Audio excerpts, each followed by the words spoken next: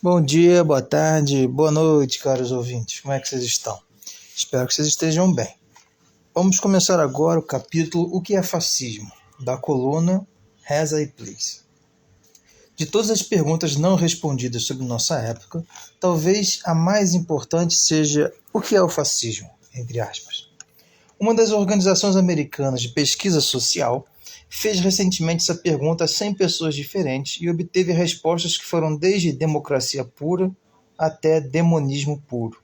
Neste país, se pedir a uma pessoa mediamente esclarecida que defina o fascismo, ela em geral responderá apontando os regimes alemão e italiano. Mas isso é muito insatisfatório, porque mesmo os grandes estados fascistas diferem em boa medida um do outro em estrutura e em ideologia. Não é fácil, por exemplo, encaixar a Alemanha e o Japão no mesmo contexto. E isso é ainda mais difícil em relação a alguns dos pequenos estados que se poderiam descrever como fascistas. Com frequência, supõe-se, por exemplo, que o fascismo é inerentemente belicoso, que ele prospera no ambiente de histeria bélica e só pode resolver seus problemas econômicos mediante preparativos para a guerra ou conquistas no estrangeiro.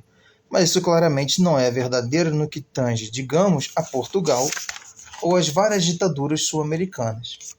Ou, ainda, o antissemitismo é tido como uma das marcas distintivas do fascismo, mas alguns movimentos fascistas não são antissemitas. Controvérsias eruditas que reverberaram por muitos anos sem fim em revistas americanas não foram capazes nem mesmo de determinar se o fascismo é ou não uma forma de capitalismo. Mas, ainda, quando aplicamos o termo fascismo à Alemanha ou ao Japão ou à Itália de Mussolini, sabemos amplamente o que estamos nos referindo. Foi na política interna que essas palavras perderam o último vestígio de um significado, porque, se examinar a imprensa, você verá que não existe quase nenhum grupo de pessoas, certamente não um partido político, nem um corpo organizado de nenhum tipo, que não tenha sido denunciado como fascista durante os últimos 10 anos. Não estou me referindo aqui ao uso verbal da palavra fascismo, entre aspas. Estou me referindo ao que tenho visto impresso.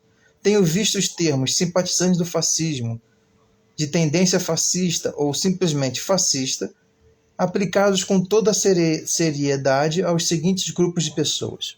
2 pontos. Os conservadores. Todos os conservadores, apaziguadores ou anti-apaziguadores são tidos como subjetivamente pró-fascistas. O governo britânico na Índia e nas colônias é tido como indistinguível do nazismo. Organizações de um tipo que poderia ser chamado de patriótico e tradicional são rotuladas como criptofascistas ou de mentalidade fascista. Exemplo disso são os escoteiros, a Polícia Metropolitana, o MI5, a Legião Britânica. Frase típica: as escolas públicas são terreno fértil para o fascismo. Fecha aspas. MI5 é o Serviço de Inteligência Britânico. Socialistas, defensores de um capitalismo de estilo antigo, exemplo, Sir Ernest Bean, sustenta que o socialismo e o fascismo são a mesma coisa. Alguns jornalistas católicos afirmam que os socialistas têm sido os principais colaboracionistas nos países ocupados pelos nazistas. A mesma acusação é feita de um ângulo diferente pelo Partido Comunista, durante suas fases ultra-esquerdistas. No período 1930-1935, o Daily Worker, um jornal, referia-se habitualmente ao Partido Trabalhista como os Labour fascistas, ou seja, trabalhadores fascistas. Isso foi ecoado por outros extremistas de esquerda, como os anarquistas. Alguns nacionalistas indianos consideraram os sindicatos britânicos como organizações fascistas. Os comunistas, 2 pontos. Uma considerável escola de pensamento, exemplos, Hauschning, Peter Drucker e James Brougham e F. A. Vogt, recusam-se a reconhecer a diferença entre os regimes nazistas e soviéticos e sustenta que todos os fascistas e comunistas visam aproximadamente as mesmas coisas e são até, em certa medida, as mesmas pessoas. Líderes no The Times pré-guerra referiam-se à União Soviética como um país fascista.